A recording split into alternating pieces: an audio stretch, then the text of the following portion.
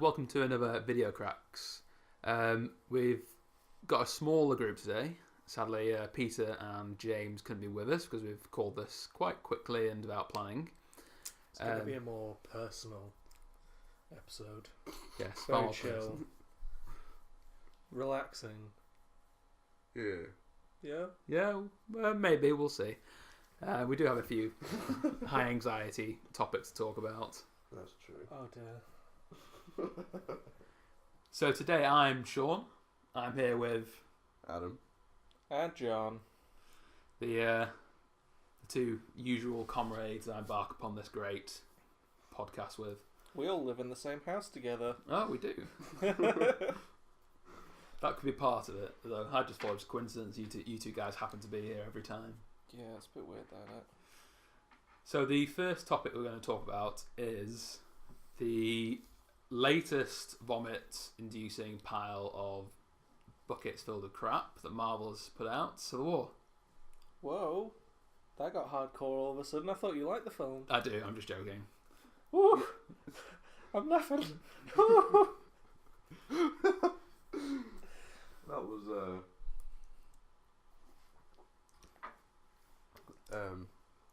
That was some thug life shit, that. yeah, you need to rewrite. Yeah. We're editing that shit out, man. You can't lead with that. I will take that out and then put it firmly back in its place. So what did you think of the film? It was good. Real good. Yeah. Yeah, I thought it was quite sterling, to say the least. What was your favourite part? Other than Spider-Man. Oh. Confirming that everyone's favourite part is Spider-Man. Yeah. I assume. It was good without Spider-Man, surely. I said this having seen it. Yeah. It would have been alright without Spider-Man, but... Cool introduction it's like- for Black Panther. Yes, Yeah, Black sure, Panther was yes. very good. He was pretty cool. I was happy to see the end of Bucky. Back into the Well, free. it's at the end. Come on. He's been frozen again. He hasn't That got a will do. robot arm anymore. What's he gonna do? Get another robot arm because it'll be even better now. I'm Why surprised that World they're not War just One piece of handing- shit can stand up to them. Very good point. But they're not just handing out fucking robot arms. Start it. What's so special about his robot arm that he's the only one that's got it? I don't know. If they have that technology, why don't they have Why don't they have cyborg? Soldiers. Or at least just everyone's got a robot arm. Yeah. Maybe I had an Infinity Stone in it. Oh, fucking probably. Would it surprise you? Is it not? It's not made. No, it's not made in vibranium, is it? No, the secret to the It Winter shoots Soldier's success. He has an Infinity Stone stuck inside him. Ugh. Ugh. And no one was surprised ever. So it was a good film overall. Did you notice how was the plot? What was the plot like? I enjoyed it. Spider-Man, Black Panther were good parts. It was nice to see a bit more development with Captain America as well. His first on-screen kiss away from Peggy Carter, who died. Yeah, I guess that was cool. Right. Yeah. Yeah. Did you really find that bit cool? Were you like invested in their like love life, or were you not just turned off except for that bit where they had the little like lads in the car sort of nod because he'd nailed it. She got in there.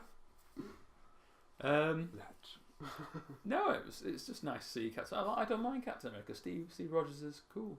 All right, cool. He's nothing amazing, but he's cool. He's not like, I'm thinking now he's quite plain and Steve Rogers. boring. No, Steve Rogers is not, because he bounces well. He reacts well to the more colourful and eccentric characters that he's surrounded by. Yeah, he's like the straight man. You gotta have him. Yeah, the boring straight man. Yeah, we'll That's put what with straight you. men are. Yeah, exactly. Yeah, Point you blank. are our straight man. Fuck off. Sorry, I should swear. That point will be allowed to go on YouTube now. What? Yeah, it's going firmly on YouTube. No, I think we'll get away with that. I don't know. Exactly. We'll bleep you out. This is why you're the straight man. Right. Yeah, case in point. But yeah, I found myself sort of agreeing with Captain America. Fuck the world. If you got superpowers, you should be the ones to decide whether you get to blow shit up or not. Do you agree? Do you not think that the regulation of the Sokovia Accords was not warranted, and that perhaps not under Thunderbolt Ross and his prison-like approach to it, it'd been a bit more democratic? No, because I really like the idea of just trusting one guy. He was shown that he's a pretty stellar dude. He lives by a code of morals. He doesn't break them. Yeah. Like everyone knows that about him.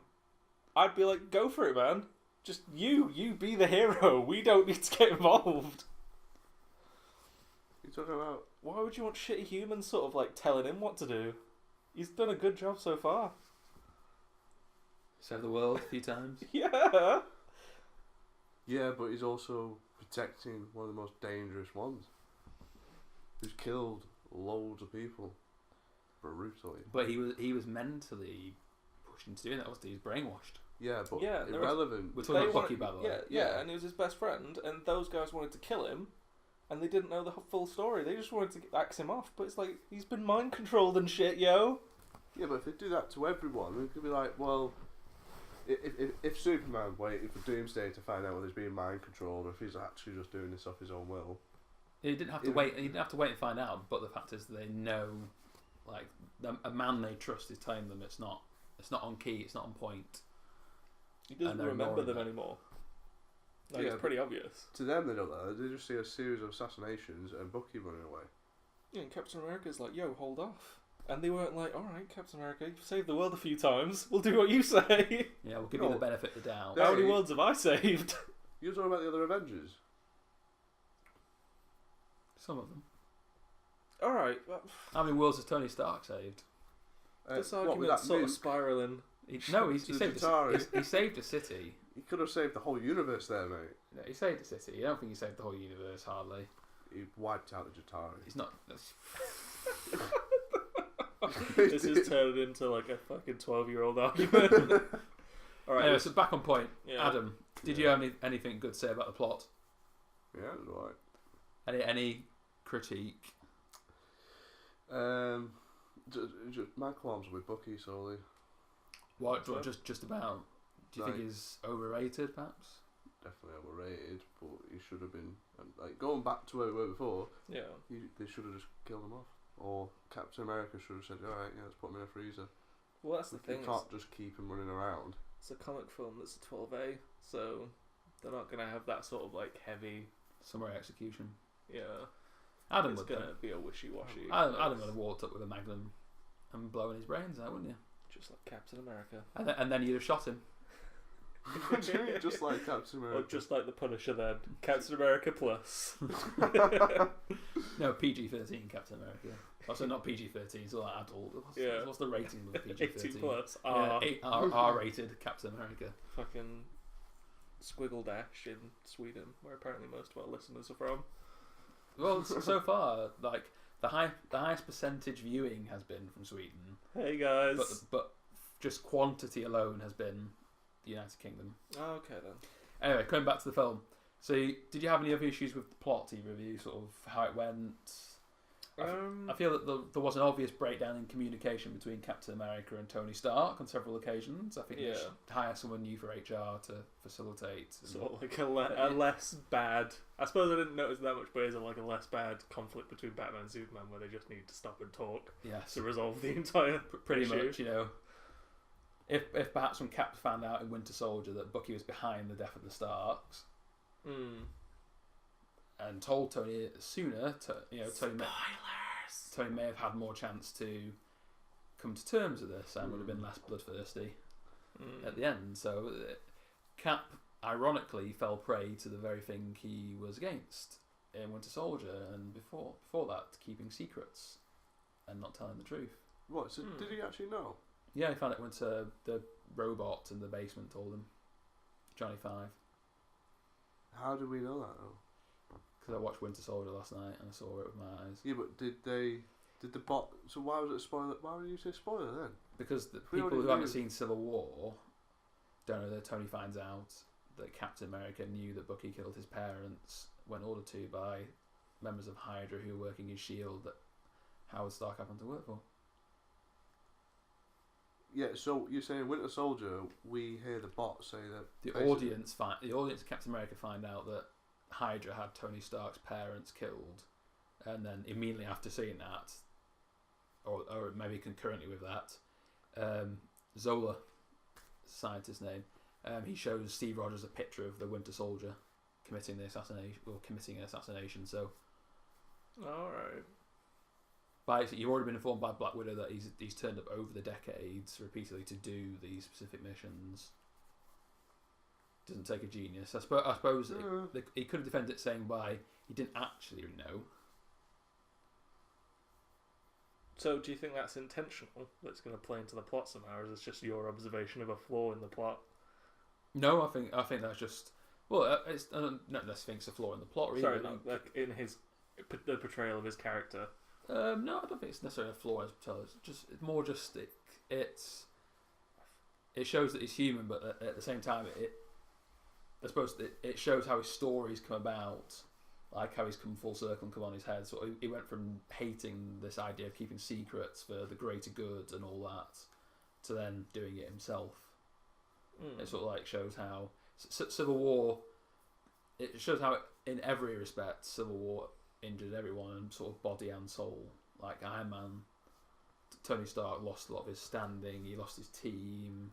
And it goes beyond that, doesn't it? They all lost something. Black Panther lost his dad. Yeah, but Captain America, to a degree, lost his soul in Civil War. His very spirit, because he gave it up for his best mate.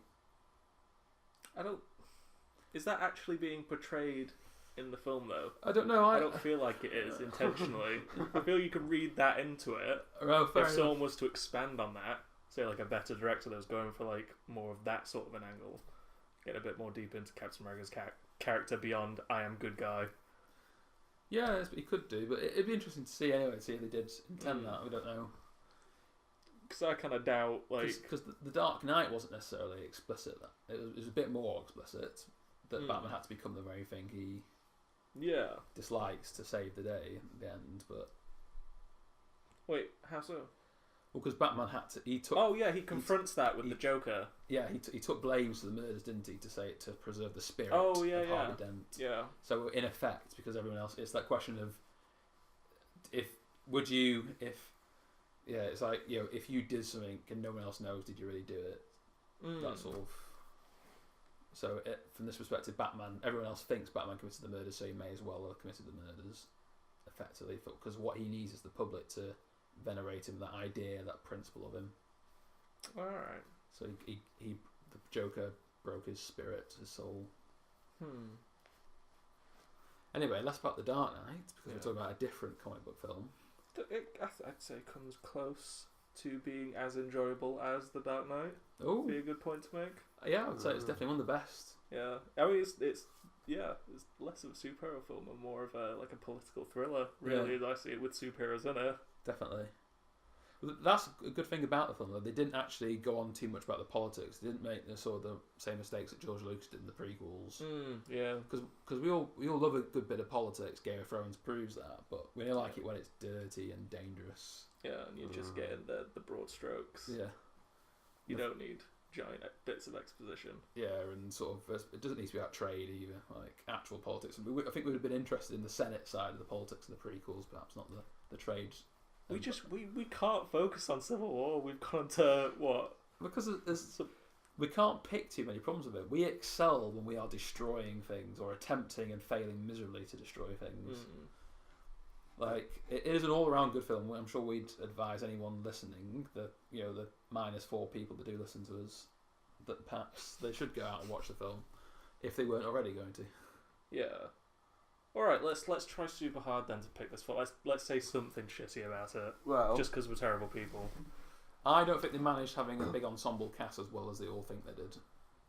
Like, you think it's getting a bit unwieldy now? No, I don't know, because they did better than Avengers 2. They had less characters, but they spent long just loitering around Bart's. I think they did backstory. I think they did a better job handling the characters. I just think they had a better plot in this, as opposed to more cohesive. Yeah. You're not picking apart character motivations or like the bullshit of like why the supervillain isn't just isn't just killing the guy when he's got the chance. Yeah. Like James Bond or whatever. So I was gonna say, was it a bit too long as well? Yeah, I started to get a bit tired. Yeah, could they not have made it a bit brisk? But I don't know if would it have suffered too much though if they'd done that. No, I think it was alright. Because the pacing was perhaps it was the bit at the end, the extra conflict, because it crescendoed with the fight at the airport in Berlin, and then you had this entire other side of it where Tony Stark was seeing Thunderbolt Ross putting them all in these high security jail cells, and things like that. And it's and then they have a second climax afterwards that's not as powerful. Yeah, perhaps maybe they it was more emotional though, wasn't it? But perhaps maybe they started adding too much meat on the bones after that crescendo. It should have been just more exclusively Stark and Cap and Black Panther going to fight Baron Zemo without the threat of these 5 other super soldiers. Yeah, because I think they were literally only there, weren't they, to justify why the Winter Soldier killed the Starks. Yeah. So that's probably a plot hole, because the same thing could have happened in the same way without the super soldiers or necessarily without the extra super soldier side. There was a sort of I wouldn't say it's entire threads, but there was a part of one of the story threads that was just unnecessary. I suppose one for me is sort of a criticism and also a compliment. The whole Sokovia Accord, the Civil War aspect of it, like having governmental intervention with the Avengers and whether or not the power's safest in their own hands, even if that's not the right thing to do. Yeah. Not captured as well as it was in the comics. Like, it was very different. Like, they've captured, like, so it's the essence of the Civil War, but in the comics it's to do with an event where there's a massive catastrophe and thousands of people die, and then it sort of like brings up this Superhero Registration Act and blah blah blah, and it sort of builds. It's comics, so it's got a lot more time to build up on it, expand, and actually have it be the focus of the story. But in the movie, I just find that I found it very irritating. Like at the very start, Tony Stark's having this presentation. And he comes out to that hallway, going to the toilet, and that woman's there. Oh yeah, and she's upset with Tony Stark, saying, "Oh, my son was in Sokovia or wherever when the event happened. You're responsible for my son's death," and that makes Captain America. That makes Iron Man, Tony Stark, feel guilty, and then spears him on to be the figurehead for that side of the argument. Whereas, so the annoying thing about that being that her argument is there was a massive catastrophe and Tony Stark was trying to prevent it, but didn't for this one person, and that makes it his fault. Yeah. Like, for trying to stop it, but not stopping it hard enough. But I suppose at the same time, do they all know that Tony Stark made Ultron, who caused it in the first place? Oh shit! There we go. Sorry, I've had this conversation already with Adam, and I forgot what the conversation we had, and I was told that we would discuss it, and I'd find out during the recording, and I just did. Massive deja vu. I think you're right about the moment that was weak for Tony Stark's storyline, because that woman perplexed me a little bit. Why was she there? How did she know he was going to be there? Yeah, just from a coincidence. That was a huge coincidence, which after Winter Soldier, I expected a bit more of a sharp right, because that was pretty. We didn't really need that, but if that was the justification as to why Tony became the figurehead of the other side of the argument, opposing Captain Steve Rogers, then I think that was very weak. It was unnecessary. We anyone who's seen the last Marvel films, the Iron Man, Age of Ultron, we know Tony Stark is regretting his actions. We know it's weighing on him. We don't necessarily need just that last kick in the teeth for him, especially when it was so much. It was just hugely coincidental and convenient. It could have been done in a more subtle way, where say he's seen on the TV or is at a memorial. And it's someone's protest, that woman there, like, crying or whatever, grieving for a son, and then him feeling responsible, like we all do. We don't need someone shouting at us, telling us that we're wrong for something that we're not necessarily wrong for. If we're left to our own devices, we often just feel bad. But maybe he didn't need someone there at all. Maybe he could have done it of his own accord. He could have just presented the evidence himself, like Steve Rogers, like, this is X. He was in Sokovia. That would be Ultron. Yeah, hearing it from him for the first time. Yeah, might have been more powerful as well. When it actually came to that argument. Yeah, but they do drop it quite quick. Yes. It moves beyond that. It still plays a part, the argument on both sides, but not as much as the whole Bucky. Then the Bucky thing takes off. Yeah, and it's more about just protecting him, and then then Super Soldier thing. But I think that was to make sure it stayed Captain America, wasn't it? And not just Avengers: The Civil War. Oh shit! Yeah, I didn't think of it that way. Like if it was just Avengers Civil War, then yeah, the whole Bucky angle wouldn't have been written into it really. Probably not. They probably would have avoided it and made it just about the Sokovia Accords about. Yeah, but I think it was good. It was a good film anyway. Have you got anything to say, Adam? Vision was pretty cool. Vision. Yeah, showcased him off a bit more. Sorry? Showcased him off a bit more. So, really like cannonballed giant Ant-Man. That was pretty funny. Wait, what?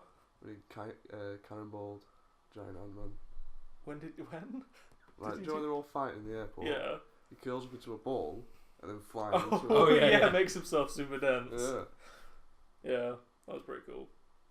I thought as much another point to do with the Vision, as much as I really hate like tawdry fucking romances that are shoved into superhero movies and stuff like this because they have to be, because the studio says so. Because of America, but yeah, the Vision and Scarlet Witch and their little sort of like tee-hee, I like you moment was actually kind of adorable and funny.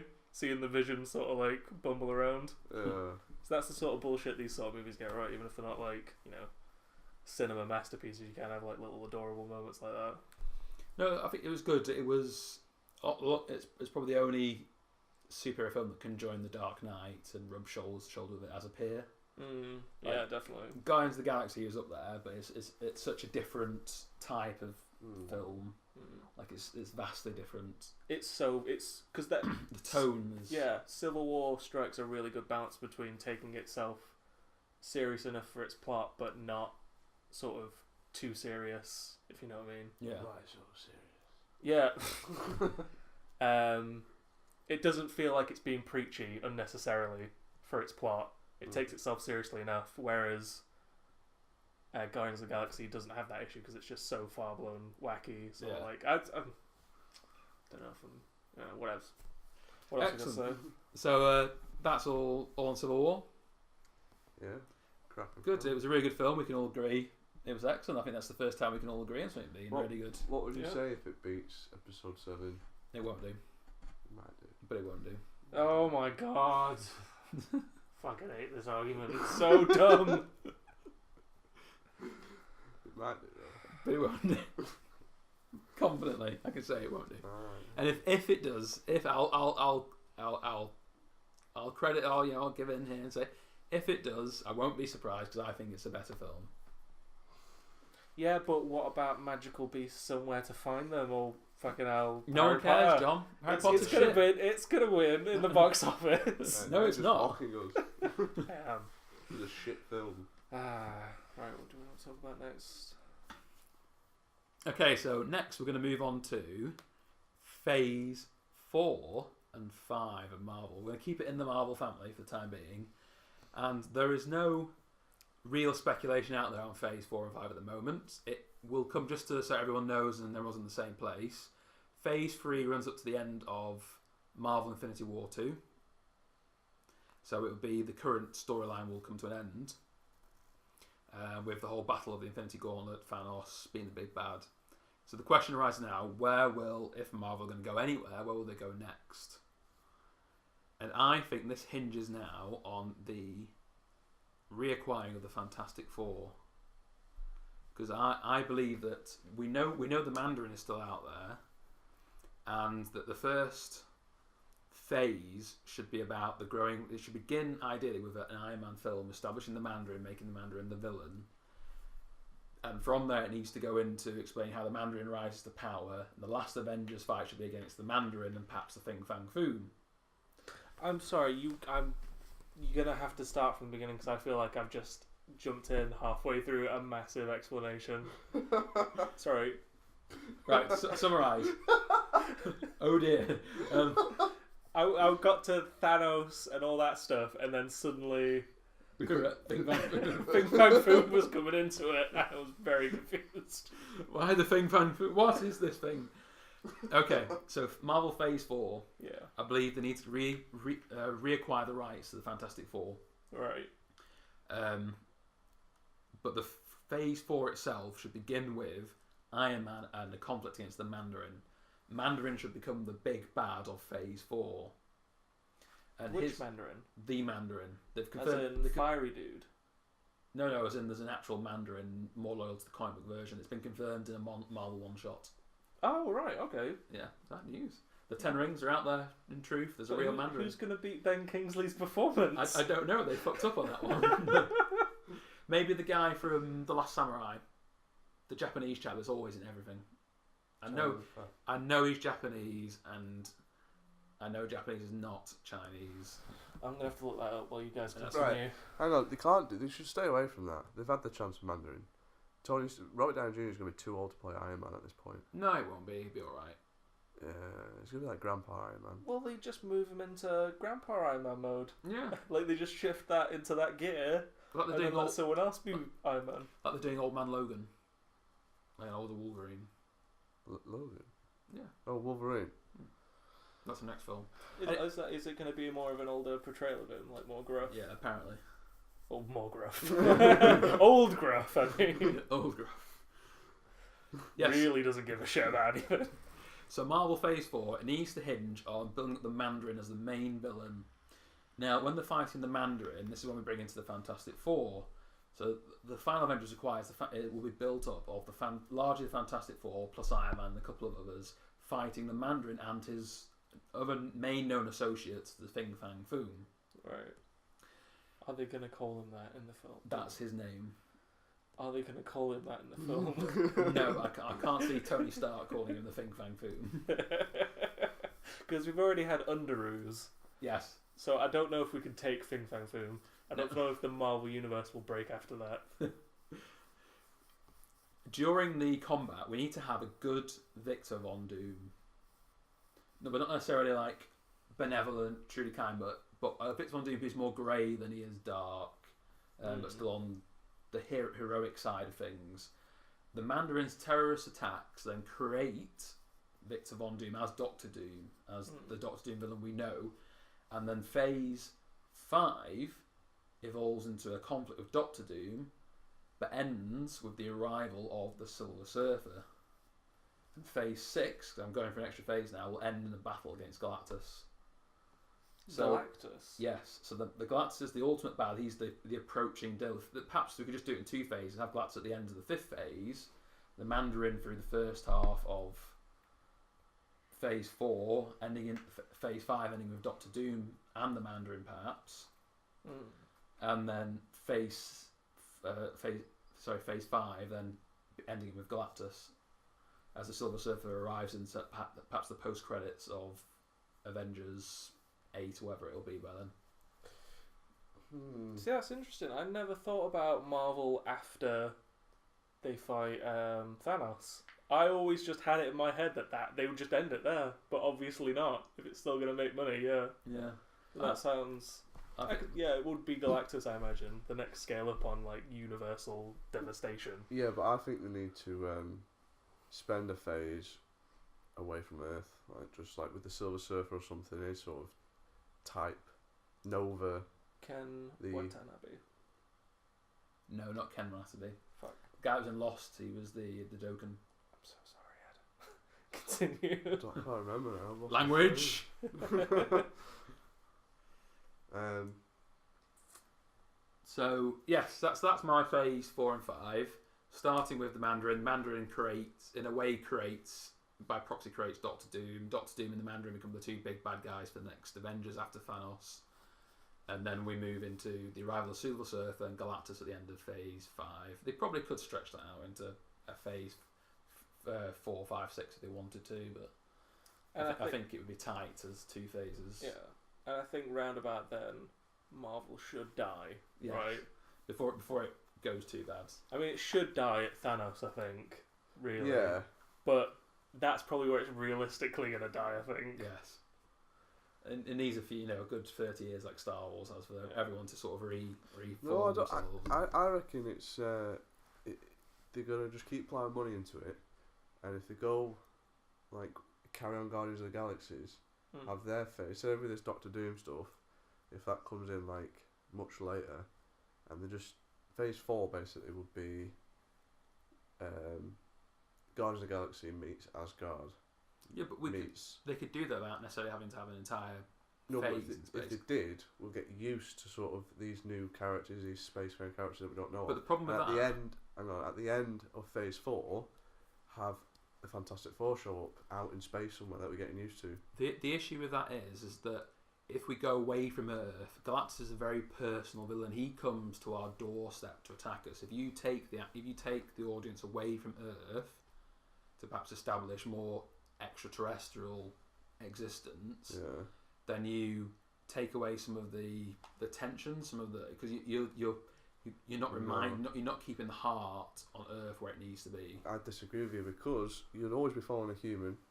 There'd always be humans there. You know, like you do with Guardians of the Galaxy, like there'll always be a relation there, and you get to see like evidence of what Galactus does, like from like witnesses. Yeah, but you can do all this without exclusivity. You see, right, with what Adam's saying though, yeah, because you do get that, you do have that, that is part of Galactus's sort of the fear that he brings, I guess, is the big bad, is that he comes to your doorstep, he comes to the planet, but if you do sort of like without the future installments of Guardians of the Galaxy and other stuff that's in space, Fantastic Four, and you have hints like you do with Thanos at Galactus coming and sort of chomping on planets, dead worlds and things like that. And it's like this idea of the oncoming like swarm. It's a bit scary. I agree with that. I just don't believe it should necessarily be an exclusive phase in space. Oh, you talking about like an entire space phase where they don't have any Avengers? That's not gonna happen. No, you could have Avengers. There are that's what I said. End it with Fantastic Four as well because you know you're going back to Earth and you've seen what Galactus has done, and now you're going back to where like you started. I think you could do more in space, certainly, especially the Fantastic Four, because there would be a very good bridge for that. And the Solar Surfer as well. If you're bigging up the big bad from Thanos to Galactus, you've got to big up the size of the galaxy, the size of the universe you're in. No, but see, this is where I agree with Sean, because you can't just spend an entire, what would effectively be a season for Avengers. 3 years. Yeah. Away from Earth, which is where the final conflict will be. Like, because it'll be so jarring to just come back to a place that we're supposed to care about being blown up that we haven't seen for ages. Yeah, no, but I'm saying this was phase 4 out of 6. So 5 will be back on Earth, preparing for it. I just don't see why they have to be separate. With Doom and Mandarin. Yeah, it'll be phase 5. It's just that I just don't get the need for exclusivity. I think you could do everything you wanted to do without it necessarily being. Them in more. And I think it'd have more effect because then you'd see, as you were still continuing Earth, keeping people comfortable in Earth, you would then be there, but also because you're the audience, you'd be aware of the approaching danger from Thanos. So everything you saw from Galactus, rather. So everything you saw on Earth, or perhaps the further Doctor Strange movies or Spider-Man, things like that. In the background, we would know as the audience that Galactus is ever creeping closer. Yeah.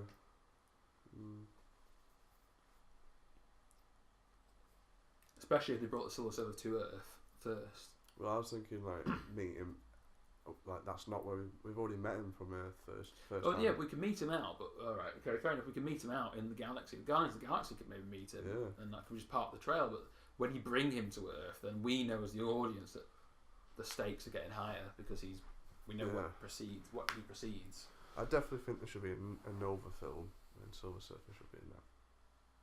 We've already seen Nova Corps though. They're not going to do a Nova, are they? As they do in the comics. Yeah, they've not revealed them. Well, they look crap, and they're not what they are in the comics, according to Guardians of the Galaxy. Well, actually, I haven't read enough of the comics to know that if it doesn't already have a like police-based sort of lower tier, and there's actually a higher tier somewhere else, like a Green Lantern-esque. Well, I don't know if Green Lanterns have that either, to be honest. But I'm just saying, like, I actually can't speak confidently enough to know if it's not actually an accurate representation of what the Nova Corps are like in the comics, because I've never seen anything other than Nova the hero. Well,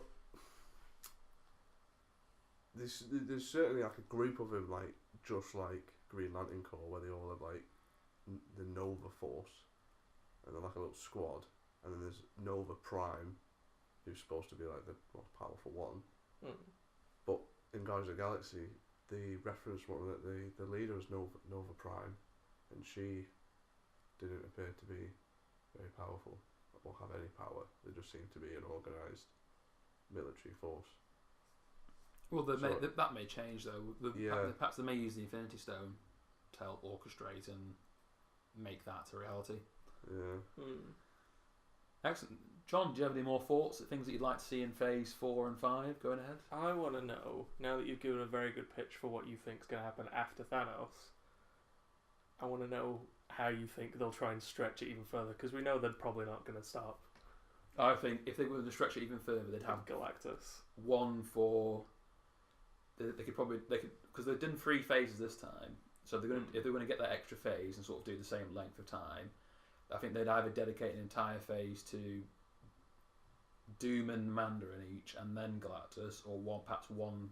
I don't think I'm not sure if they'd dedicate an entire one to the Silver Surfer. That's not because he's not necessarily capable of being a threat. Yeah. That's more because he's more just he's a herald, isn't he? He's not necessarily a threat himself. Depends how you want to tell the story, though, isn't it? Yeah. If you want to tell from Silver Surfer's perspective, you could have a full. Yeah, I mean they could do more, but I still think Doctor Doom. I think if they were going to extend it, they'd probably have one season with the Mandarin ending up being the potential big bad, and him reacting to Tony Stark. I kind of meant it as a joke, guys. All right. No, but you've given me a convincing argument, though. Have you anything you'd like to see, Adam, in Phase 4 and 5?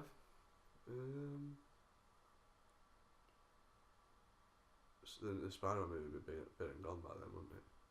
Yeah, but it'd be cool because you're right. Again, Venom, yeah. But then they could also, if you throw away my plot out there, my plot away, Dormammu could be the next big, the greater demon, because that makes it very personal with Asgard, and he's a universal level threat. And I suppose if they wanted to go past another season of story like that, they could go to Celestials next and have a resurgent Thanos maybe. Yeah. But I think, at least anyway, I think they need to get a Fantastic Four back. Mandarin first. He creates Doctor Doom. Doctor Doom's nice. It'd be nice to see sort of a genuine fall like that in Marvel. I think. See the hero become the villain, and then ends with Galactus. Because perhaps the Mandarin, who's got these rings on his fingers, perhaps his actions, or even the actions of Guardians of the Galaxy, could then draw the Silver Surfer to Earth. Yeah. That's it for Civil War Phase 4 and 5. Anything to add? Anything else you'd like to see before we move on? Seeing Spider-Man in Civil War has really made me want to pick up reading Spider-Man comics again. Oh, that's pretty cool. Pretty much that and Avengers are the only ones I've read, but I fell out of it for a while. But he's seen a good rendition, the only good, properly good rendition that's faithful to faithful to the spirit of Spider-Man, I guess. I imagine there's probably going to be a lot of people that disagree with that. I don't know. I thought Andrew Garfield was pretty good. He's just a bit too old. Well, it's just the films themselves and the retelling the whole Uncle Ben and keeping him in college. Like, I suppose this one's still in school, but and they said it. They said this to you the other day as well. They said to have great power comes great responsibility. Oh, yeah. They said it in the most creative way that you didn't even realise they were saying it. I imagine a lot of people didn't realise. Yes. Go on, give it us again. When Tony Stark is talking to Peter Parker, and Peter Parker sat on the bed, and he asks him why does he do it.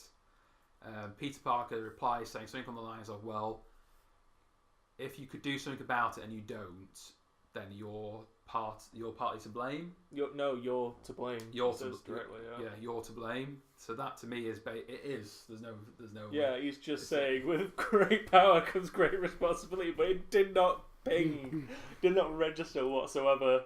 I really like that they managed that for some reason. So well done Civil War, because it's like bloody the Martha and Mr. Wayne being killed, isn't it? Yeah. Everyone knows that Spider-Man's thing and motto. We don't need to hear it again. Yeah. But they got it in there. They got it in a non-obvious way. It's excellent. Very good nod. Moving on. Last week, a supposed script was leaked for Star Wars Episode 8. To give you the highlights, It begins with the Resistance, led by Leia, Who gets all slain by Darth Maul. going to... I'm sorry, what? Are you Yeah, posing that's your own happening. fan fiction? No, I got leaked. Did you not know? No, it didn't. Darth Maul's coming back into it. Alright, I think what we should do is you tell a bit of the real script that's been leaked. That's me real in talking to quotation Sean marks. about it, Yeah, Sean. And Adam should then take a turn telling the next bit of the story in his fantasy fanfiction with Darth Maul, apparently. Just saying, it's still the same Star Wars. So the Resistance goes to the New Republic's new homeworld, which has been led by Guillermo del Toro. Yes. Benicio del Toro. I got there. I remember his name. Because he's not the actor. He's the sorry. He's not the director. He's the actor. Yes. They argue about striking now or striking later. In the meantime, Rey is being trained by Luke. She's riding around on his back. He's berating her, telling her she's useless. You know, Wait, what? all Luke fine. gets on her back like Yoda. See, he bullshits just as much as I do. I'm not being literal. I'm saying that Luke is training Rey. Yeah. And then here we go. Big spoilers. Oh. We find out that Rey is the reincarnation of Anakin Skywalker, Just like in Avatar, just like in Avatar. The Last Airbender. So Rey Yeah, not the gets expensive one. Yeah, not the shit one. the cartoon version. And not the other shit one. The live action of the cartoon. The even worse one. So Rey gets led on a path by Obi-Wan Kenobi, played by Ewan McGregor, Yoda, and Hayden Christensen coming back as Anakin Skywalker. Nice. He explained to her she sees loads of Force ghosts, previous chosen ones, and apparently the chosen one is reborn into the galaxy every time the Force comes out of balance, and this happens on a semi-regular occurrence. So it's not even that big of a deal, then, is it? No. Yeah, before you continue as well, I just want to, for anyone listening, we're okay with Hayden Christensen coming back because it's not going to be George Lucas directing, Pretty much, yeah. So and he's not terrible. yeah. Hayden Christensen's a good actor. God damn it! He had a bad director because he did Moody and Bitchy very well. Yeah, he played the fuck out of that, didn't he? Yeah, but that's just not what we wanted to see from Darth Vader.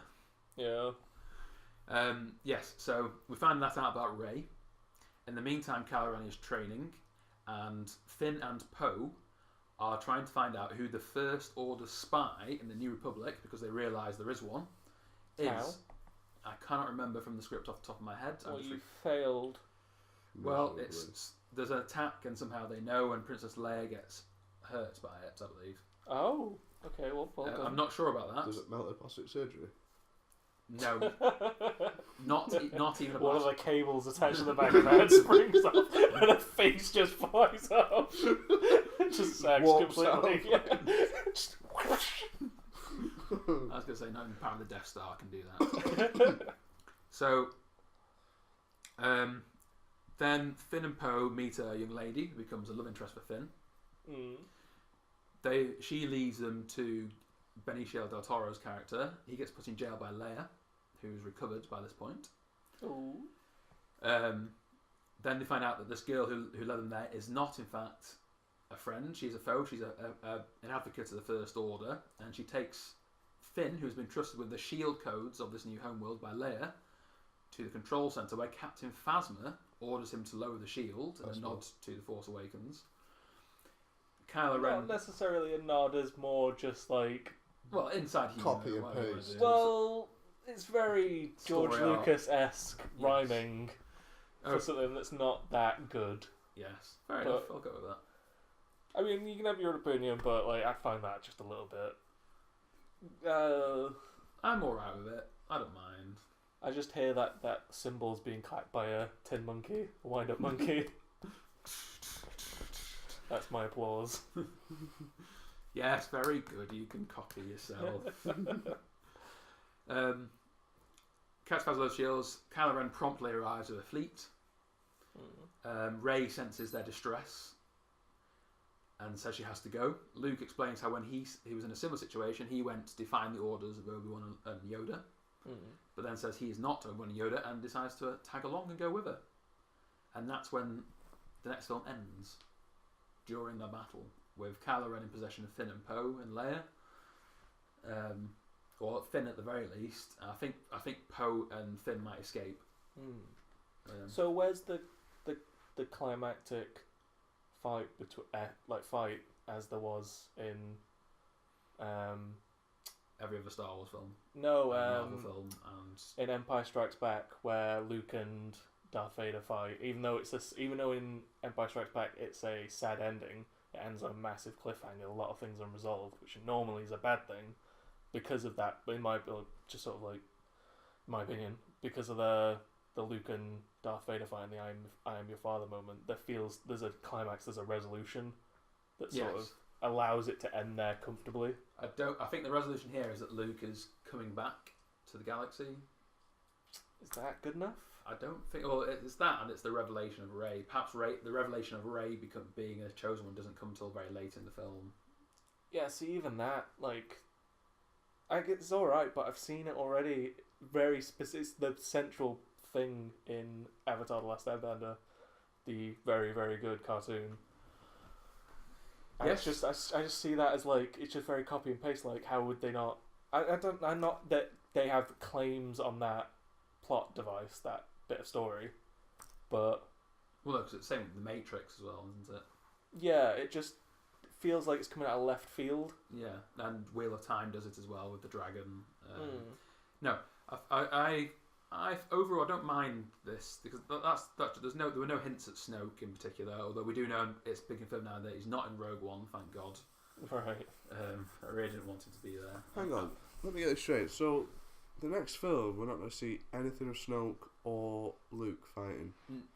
You won't see Snoke and Luke fighting. No, you will see. I believe you'll see Snoke training Kylo Ren, and you'll see Luke training Rey.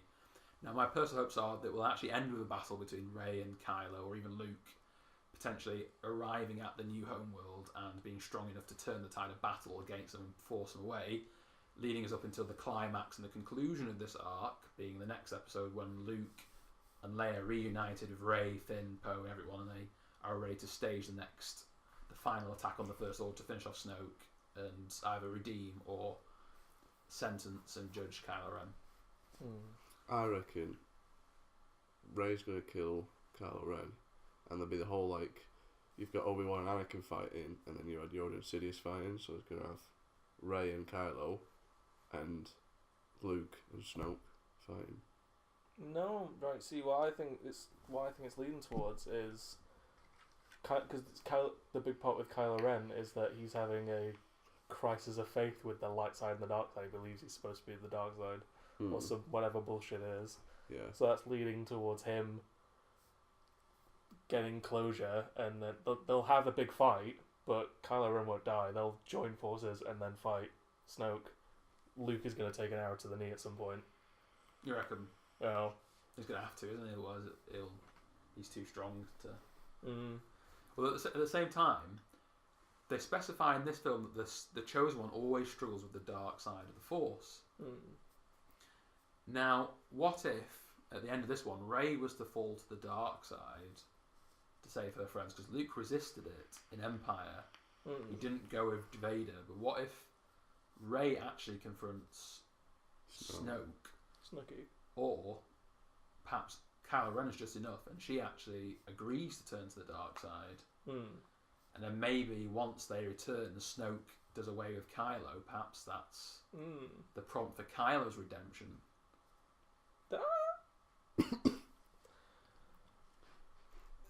I could see maybe that happening. Yeah. Because that would be a big twist. That would be a massive definitely kick to the balls as well. Like, and it would be very different from the original trilogy. So you'd have, it'd be basically then Kylo would be in Luke's shoes and Rey would be in Vader's shoes. not necessarily. I think that Rey potentially could fall at the end of 8 and be falling through 9, but at the end, Luke, Kylo, and Rey, or Luke and Kylo together perhaps, redeem Rey, and then the three of them destroy Snoke. Or maybe just Kylo. Yeah, maybe just Kylo and Rey. Maybe Snoke puts Luke on his arse, and Kylo and Rey do it. That's what I mean. I'm thinking, you're right. Luke's going to be out of the game by the end. Like, he's not going to be able to fight. Because it's Rey's story. Yeah. Like, But Rey going to the dark side, running the dark side, makes sense if she kills Snoke to save Kylo or Finn. Well, she becomes Kylo's apprentice. No, like she's dark up into that point, so Snoke trusts her. Yeah. Just like Sidious trusts Vader, and then in that moment Vader turns and kills Sidious. But Because she has to do it, doesn't she? If she's assuming this point that the script leak is correct, and Rey is the chosen one, then Rey has to be the one to bring balance. What if they're mistaken? What if it's Finn? What if it's Finn? Well, but we've already seen that Rey has been approached by Anakin, and she's been identified by the Force Ghost as being the chosen one. So we can put a safe bet that she's the chosen one by this point. Yeah, the ancestors have spoke to her. The ancestors, not the originals, mate. So, episode 8. Yeah. Happy with that script? I think it's pretty good. I think it could use a few twists. The ending, it depends on the ending. It sounds very much like it's going to be a Halo 2 situation with the ending of that. Yeah. And, you know, like any other film and game that's ever done that, which is probably a lot of them, but Halo 2, you know. Yeah. Where it's just going to be very, like, everything's up in the air, nothing's been resolved. This is like you've cut the film in half. Yeah, that'll go down very badly though. But then at the same time, it's the chap who's directing it is the same chap that directed the Ozymandias episode of Breaking Bad. And he directed Looper, I think. If you don't remember, Ozymandias was pretty much the best episode of Breaking Bad. It's one where Jesse's it's driving. It's the one where Hank dies. Is it the one where Jesse's driving down the highway with the phone? I can't remember if it's that one or it's the one after, the one where Hank dies. It might be the one where they trick Walt into revealing his money. Yeah. But either so, they were all phenomenal. It was a phenomenal episode. Yeah. So I've got high hopes for this film. Alright. Well, fingers crossed. Yeah, fingers crossed, definitely. Mm. Right, so our final topic of the evening is Game of Thrones. It's going to be a short one, Yeah. because only one of us has watched it. Well, I have watched it. John, you've read the books. Yeah. And Adam, you have no knowledge of Game of Thrones. No. So I'm going to go in there. I'm going to explain the episode. With the three of us, this is exactly what I wanted. This has turned into Sean's Story Hour, where you just tell the stories and we get to listen and chime in every now and again. We should keep this format. Yeah. Sean's Story Hour. Yeah. So, what the fuck happened in Game of Thrones? we found out Melisandre was really old. Jon Snow did not come back, which, because we know, because the writers know, because everyone in the fucking universe knows that Jon Snow is going to come back from the dead. Davos Seaworth and a load of Black Night's Watch people decided to protect his body in lieu of their own safety for no fucking reason whatsoever. Did he not address the White Walker situation with the dead coming back? Nope. At all? He Nope. just doesn't come back? Nope. Not one line. Nothing. Right. Well, No, there's something. So that happens. That was like very disappointing. Everyone was going on, this is amazing, this episode's so good. No, it wasn't. Then you get Daenerys who's wandering through the desert with a Khalisar being whipped and all that. Stays quiet, just gives him a few dodgy looks. Finally gets to the new Carl Mondo, whatever he's called. He goes to rape her. She says, no, I will cut you or you will not have me. He's like, oh, big words. And she says, I am the wife of Khal Drogo. At which point, the raping, pillaging, murdering king of many tens of thousands of men turns around and goes, oh, sorry, I can't go there with another guy's woman, even if he is dead. Which is just the dumbest piece of shit ever. Yeah. And then to Adam sort of says, no, but you can go back to a temple and stay there for the rest of your life with all the other with all the other Khaleesi's. Oh yeah, they established that, didn't they? Yeah. But still, like, it just feels like such a cop out. Like, not that I get off on fucking torturing and raping, but that is a massive place, brutally realistic to its own rules. Yes. It just feels like a massive cop out. Oh, just didn't make sense. It was it was completely convenient. Does the person who's never up until this point, I've done about half the episode. I've summarised half the episode now. Yeah. I want to hear the other half. You want to hear the other half before you comment? Yeah. So I'm looking for a comment from someone who's not watched Game of Thrones, see what he makes of all these shenanigans. Yeah. So the other half, we find out that Cersei finds out her daughter has died. the royalty of Dawn, the Prince Mark Duran, he gets killed by his brother's ex-wife and daughters. The Vipers. Yes. Yeah. Why did he do that? Because he wouldn't go to war, and they said he's a bad ruler. Right. Yep. I can't remember. Is that what happened? Are we past? That is not what happens in the books. Arya Hota goes down like a bitch. She's the big sort of guard of this, who's also with a spear. They just stab him in the back, and he just collapses. This is in the TV show. Yeah. Tyrion and Varys go for a walk around the city, discussing about how they're going to try and rule the city rather than actually doing anything. Tyrion's just like, Tyrion, who's apparently now the master of ruling, just walks down the ramps, go, "Don't worry, we'll be safe." And the city doesn't know. Where royalty and Daenerys' servants getting killed all the time, and he just says, "We'll be fine, don't worry," because he wants to see the city breathing and being. He says it's good to walk around it. So perhaps not the smartest thing. So they're just writing Tyrion as like this know-all badass now. Yes. Not a incredibly intelligent but struggling dwarf in a medieval universe. Yes, that's exactly right. They've moved him from being for you respecting for him for his intelligence to him just knowing. There's a perfect clip which summarises it. I've seen this in the fucking trailer. Yes, where he just says, "I know things. It's what I do." Oh, is it? Is it really? No, it's what do. No, how does it go? Those are the things I do. I know things and I drink. Yes. So it's also making him very pretentious, and in a way that like wasn't there. Tyrion from season 1 would cringe at that. Yes, Tyrion. Yeah, he would. You're right. What else did we see? Brienne finally became a knight. In truth, Sansa anointed her and gave her the full vow and everything. It was a big moment. Like, Brienne has been following Sansa and Arya around for the last 2 seasons, trying to fulfill her oath to Lady Stark and become their protectors. And finally, Sansa allows it because her and Theon have escaped Ramsay Bolton's clutches. And Brienne saves them, and Sansa's like, "Yes, I'll take your protection. Will you be my knight? You'll always have my loyalty." And Brienne nearly cries. It's a lovely moment. See, this is one of the things I can't necessarily remember. It's one of the starkest differences between the TV shows and the books of what they do with Brienne. In the books, Brienne generally just sort of fucks off and isn't really important. After, what was it, the Red Wedding? Getting the sword. Getting Jaime back to... Yeah, and getting Jaime back and then the sword. She just fucks off and isn't really important. And like, it's not apparent how she's going to be re-added. But I don't know if like this is one of the changes they've made that might potentially be good. I can't comment on that because I'm hoping you'll have an opinion on that. Is it? I agree because in the books, you're right. Brienne's storyline just seems like it's going nowhere. But that's a typical thing of what happened with George R. R. Martin when he's writing these. By the 4th book, you sort of got the feeling that he didn't know where he was just treading water now until he could get back on the story because he needed. Yeah. He said it himself. He wanted there to be a time jump of 5 years between books, which he didn't do. So I feel because he didn't do that, he needed that time. So now he's filling that time with different things in the books, just trying to get to where he wants the story to be.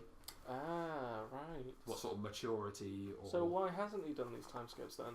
I'm not sure. I can't remember off the top of my head. I think it's because he felt that the characters would have changed too much without there being continuity to show how they've changed. But in doing so, I don't think he has enough material to pad around the characters he needs to change, or he's got too much material that perhaps isn't relevant. At the same time, so we covered that. We covered that in the episode. And did I mention Melisandre? Melisandre's a priestess, and we found out she's really old. Right. Okay. Cool. What, like hundreds of years old? Potentially, I'm not sure if it's mentioned. I can't remember it being mentioned in the books, but she's all like, yeah. She's got white hair and shit. She cackles and shoot lightning out of her fingers. She's got a really droopy nose and so what? You shoot lightning out of her fingers. She does not shoot lightning. She is not she shoots smoke out of a vag. We already know that. Yeah. You would know that. Would I? If you'd watched, yes. I thought it was just an inequality you picked up on her. No. She shoots smoke monsters. She has baby smoke monsters. Wow. Yeah, that kill people. And she's a priestess. She is? Yeah. And she can bring back people back to life or change fortune. Which apparently she does in episode 2, which has happened yesterday. Alright. I am going to have to rewatch the last season just out of morbid curiosity now. Well, you want to, because Hard Home last season was a really good episode. Like, maybe because it was zombies attacking them. But Yeah, the end fight. talking about character change, though, you're saying from the books to TV show, one character change I really didn't like was Jaime's. In the books, Jaime becomes disenfranchised of Cersei, and he goes on almost a noble quest to right and stop the war. Yeah. In the TV show, he's just still fucking hanging around King's Landing, trying to haul her with his sister. Yeah, he's not developed in any way. No, that was incredibly satisfying with that entire season of just Jaime being at the very bottom, losing the only thing, his hand, his fighting hand, the only thing that his entire identity as far as he saw it. Once he lost it, and then you get to King's Landing, and he has that massive moment in the books where he's just like, I don't give a shit about any of this anymore. Yeah, I'm just gonna go be a go-right guy for a change. And that was really cool in the books. Yeah. I loved that story, that arc, that huge change in character. But they just avoided it. I mean, when he raped Cersei. Oh fucking hell! I did watch that. I remember. I think that might be where I stopped because I was just like, what? It's just they completely ruined that character. What they could, I think people would have responded well to that, but maybe it's still going to happen. Maybe with the death of Myrcella, Cersei's going to go off on one, and Jaime will finally get his redemption. Yeah, I suppose so. I hope so. Yeah. After what I've heard from this episode, I'm going to draw a prediction. Go on then. I reckon you need to keep your eye on Tyrion. I reckon there'll be a big twist, and he'll be quite heavily involved. I already think Tyrion's going to be it's going to be Tyrion and Jon Snow and Daenerys be the Dragon Riders, or if it's not Tyrion, it'll be Brienne instead. Well, it seems that like the way you described him, like he's changed his character. Because I imagine earlier he was intelligent, but the audience got to see his intelligence. Yes. And now he just knows things. Is that not just to blind the audience for the build-up of a twist? No, not in the context of how it is from what I've seen in the trailers and what you said. No, I think it's lazy writing, to be honest with you. Actually. Right. Okay. You think there's going to be Dragon Riders? Yeah. Aragon. No, not Aragon. Aragon was awful. The film, the books were terrible. He just ripped off everything he could, Christopher Paolini. Yeah, but to be fair, there wasn't really anything else like it out there, so... Yes, there was. There's a whole series of books called Dragon Riders. Yeah, there's no movies out there. What, people ride dragons? Yeah. No, but that doesn't mean you should sort of jump in and go, let's take the first shit we've got. I'm pretty sure there are some sick D&D movies. Yeah, and I'm pretty certain as well there's also... They're live action. Yeah. I'm pretty sure. I think I saw one of them on Movies 24 once when I was going to bed. No, it was not good. Aragon was bad. It had Jeremy Irons. No, Jeremy Irons did not save that film. Nor did the only saving grace was Robert Carlyle's Durza. He was really good. I can't remember anything from this film. No, just watch it again. It'll be funny. It's down there with Birdemic in the room. Nice. It's brilliant because they had such an amazing cast, and it could have been a good film because it was almost plot for plot a copy of the first Star Wars film. Seriously? Yes. Nice. It was a perfect bounce off. It's because they both use the hero's journey. Just trade the Force and lightsabers for magic and dragons. Swords. Yeah, dragons, yeah. The dragon in this regard replaces sort of Han and Chewie. Han, Chewie and Millennium Falcon. Yeah. He's not wrong though. They do become the dragon replaces the Millennium Falcon, Han and Chewie. You get a talking dragon instead. That's kind of awesome as far as that sounds. No, not talking psychic. Well, she's psychic in the books as well. They can talk through their minds. In the film, they can only talk through the minds of the film. Yeah, do they? Yeah, they can't talk. So they were faithful to the books. That's good. Yeah. I like to see integrity. Like that. Unlike some TV shows. TV shows? Yeah, the fucking Game of Thrones, the thing we're talking about, Sean. All right. Yeah. There's no books to be faithful to anymore. Yeah, fair point. Because George R. R. Martin spends too much time bloody doing every publicity event he can get his hands on. He is just he's crumbling under the weight. He's confident in the right voice. Actually, a little bit of Hobbit's voice. Yeah, he's just there in his little office, just like, I don't know what to write anymore. I don't know what to do with these characters. I fucking hate this book. Is he Irish? Irish, yeah. I've never heard him speak. I imagine he's got this sort of like, hey, I'm yeah, George. George R.R. Martin, guys. I'm writing a book for you. we have some amazing accents. We do on display tonight. It's fantastic. Got a few more in the sleeves. So I think we've cut up on this week's George Lucas Geekdom. Fuck off. No, it's shit. I think we've caught up on Geekdom. Is there anything else? Any sort of big events? New Call of Duty trailer came out. What? It looks pretty bad. They had a great use of David Bowie's Ground Control to Major Tom. Yeah, they did. That song's in it. It's pretty cool. And also, it's like, I think it's like their jab at Halo. Yes, it's in space. space. It's very Space Marine-ish and very... Oh, seriously? Yeah, ODST sort of esque, isn't it? Yeah. It's like Modern Warfare meets ODST. Yeah. Without aliens yet. Yeah. It looks like it's right. I think they want to move to space now so they can get aliens and go sci-fi. But Go Starship Troopers. they're also doing a remastered version of Modern Warfare, the original, which I think is going to be more popular than Infinite Warfare. Probably. But you can only get it by buying Infinite Warfare, so they're like, "Ha, we win." Wait, what? Yes, you have to buy the history version of Infinite Warfare, and you get. They're not just going to sell it separately. I don't think so. Well, they won't do it at first. They might put it back like 6 months just to be dicks. Damn. I would really like to play some fucking Modern Warfare. Sorry, not Modern Warfare. Yeah, Modern Warfare. But you know what they'll do to ruin it as well? You won't be able to do a 4-player split screen. Oh. It'll just be 2-player split screen. I bet you. Fucking wankers. Because for some reason they don't like having 4 players on Xbox Ones. Because everyone has an internet connection now, and no one likes to come round and sit on the same couch and fucking have a chat. And well, you know what, Microsoft anymore. and Sony and all the other hacks, we still have an N64. Yes. We still have a PS3, alright? And an Xbox and an Xbox 360, and we fucking adore playing multiplayers. What else? They're making an Iron Man Xbox One. It's got Tony Stark's little I've seen that. heart. Yeah, looks pretty cool. It's got an art reactor with it. Yep. Rad. And it's not just a sticker either. It's like a full-on lights. working arc reactor. Is the glow gonna bloom when you turn it on? Mate, it'll power your house. Awesome. Sufficiently for. Does it have extra lights thin lights that run off it across the console? Yeah. When you hold your hand out, it breaks down to pieces and reforms around your arm. Fuck you. I want that so bad. Just becomes a arm. Becomes a VR suit. Carry your Xbox wherever you go. Any other news? I don't think there is much news. Disney have announced more live action copies of some of their old classic cartoons, which sounds promising. I can't remember which one it was. The Disney Vault's been opened.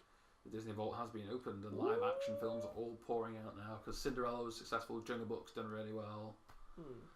Oh shit! Yeah, let's start that era, isn't it? Sorry, is that a remastering of the animation? No, they've done a live action version. It's live action. Yeah. Oh, I saw the poster and it looked like it was just like a remastering of the original animation. I thought the animals looked really, really convincing. Oh well, I was literally seeing like a thumbnail size image, and I was like, oh, they've remastered fucking. No, they've done a full live action version. The boy is it good? Live action. It's had fair reviews so far. Nothing. Seriously? No, it's been amazing, but at the same time, Talking Baloo. Yep, Talking Baloo. Bill Murray does the voice. I want to see that. Christopher Walken does the voice of King Louie. And who's Ben Kingsley's Bagheera, and what's he called? Heimdall. I don't care if this is bad now. I just really want to watch this. Heimdall is the voice of Shere Khan, and Scarlett Johansson is the voice of Kaa, the snake. Scarlett Johansson. Yes, I know. I don't know where that came from, but it's happened. Disney, Marvel, they're just boring actors, aren't they? Because the snake. Idris Elba. Idris Elba is Shere Khan. Sorry, the snake. As in the snake that tries to hypnotise Mowgli. Yeah, the one that's all like, that's Scarlett Johansson. Yes. Yeah. Alright, cool. John sold. I'm curious. Sorry about that. Yeah. So I think that's it. So, well, we're done for tonight. I've been Sean. I've been Adam. I've been John. Thank you for tuning in for doing Video Cracks. Don't forget to give us a like and subscribe. Oh, do that. That would be cool. Hey, guys. And you'll hear us next time. Thanks for listening. Bye. Say bye, Adam. Bye. Bye. Bye. I'll be back. Wake me when you need me. You will listen to this podcast and tremble at my bass tones. That needs to be the outro. we need to do like an animation of Adam, like of Master Chief, and that final scene. But when he looks up to Cortana, it's just the reflection passes, and it's just your face. Buzz Lightyear. Yeah. Wake me when you need me. That needs to be the outro of every single video. Just Adam.